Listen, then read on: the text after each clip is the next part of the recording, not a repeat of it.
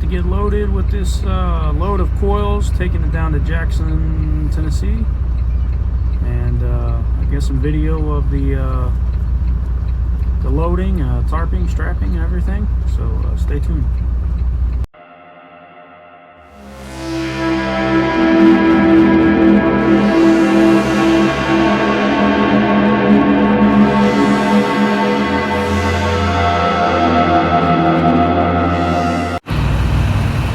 How's it going, guys? We're in California here, loading up some coils.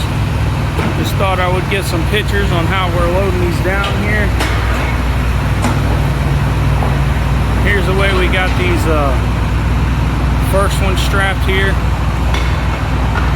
And then we'll do the rear one the same way. Kind of bunch the front and the back, kind of bunch them together. And then on these middle ones, we'll put one strap on the 9,000, and then we have 11,000 in the middle. We'll put two straps on, and another 9,000. We'll put one. Then that rear one, we'll do the same way as this one.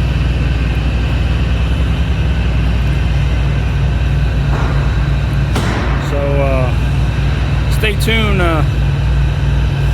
Maybe I can get some video of tarping. Got all of our straps laid down across the coils there. Now we're ready to go down and tighten them up, and then we're going to tarping. Alright guys, we found a hole in one of our straps. That's why it's important to make sure you check your straps. Even though it seems like a little hole, if we got pulled into a scale and DOT would have noticed that, we would have definitely got a violation for load not being secured. So this is a good a lesson here.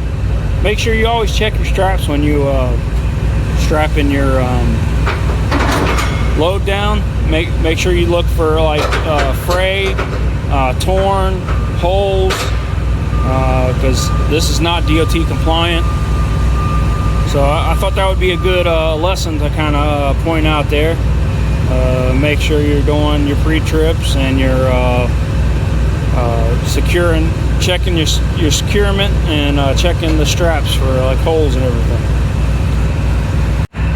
And then what my trainer ends up doing, he rolls these up to where the line shows. And this is actually, if you unrolled that, it's where they have the lettering faced in. Like DOT requires you to have the lettering face out when you do your strap on your load. So what he does is he rolls these up to where this red line shows. That way when he picks this up again, he already knows that this is a bad strap and he won't use it. That way you're not throwing another bad strap on there and have to go and redo it. So that's a good habit to kind of get into, to kind of mark your straps, to notice right away when you pick them up if they're bad or not. Here's a new one, guys. First time I ever seen this. He's doing what he called a trip chain. I guess that's to secure the pallet here in case of a hard brake or emergency brake or anything.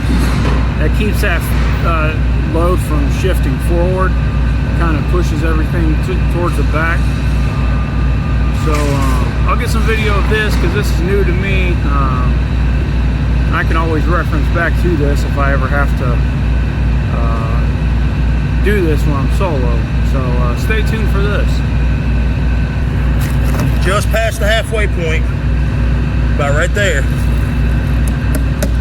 You're gonna toenail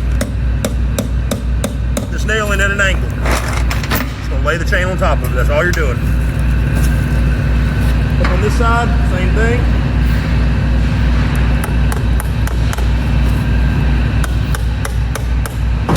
Nail it in, lay it on top.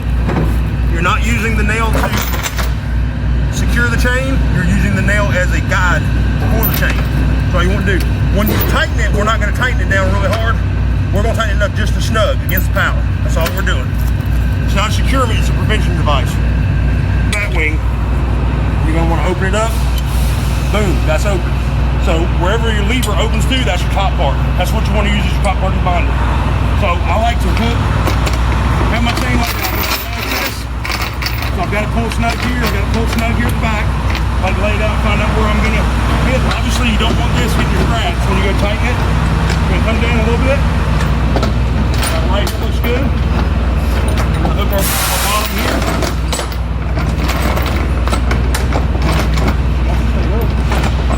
Hook our bottom here. We'll rotate our binder around.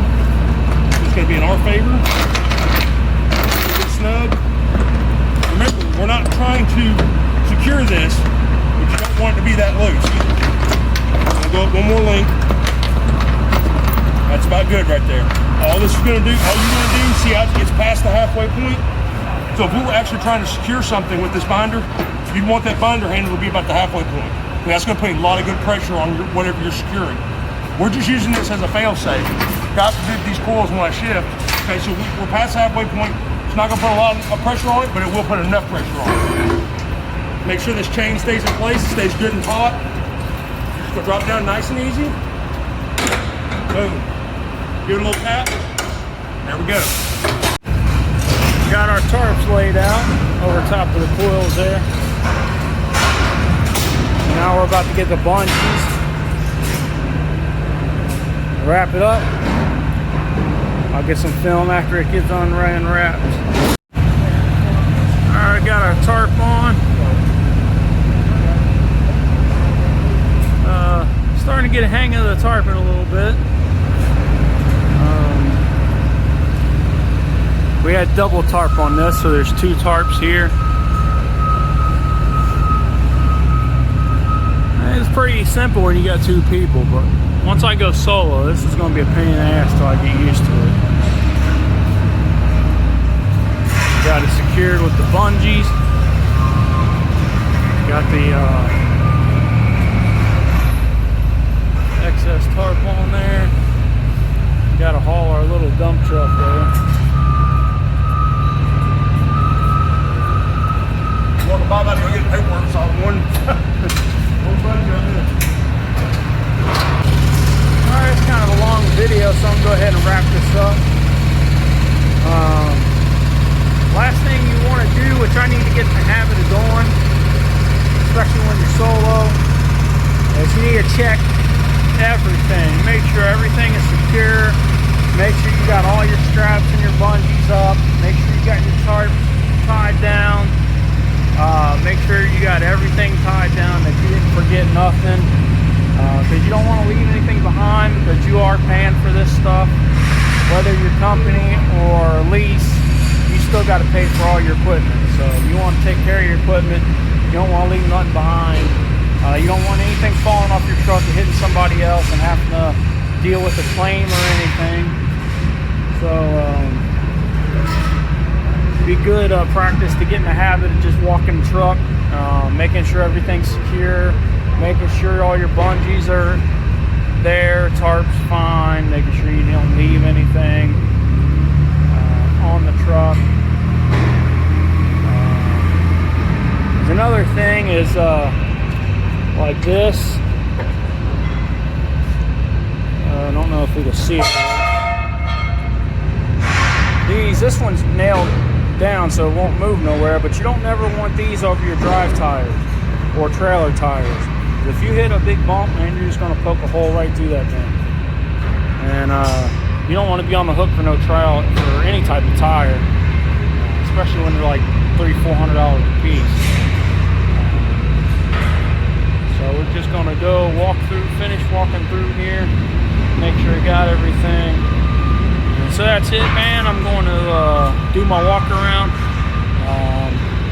I'm going to close this video out. So be safe out there and keep on trucking.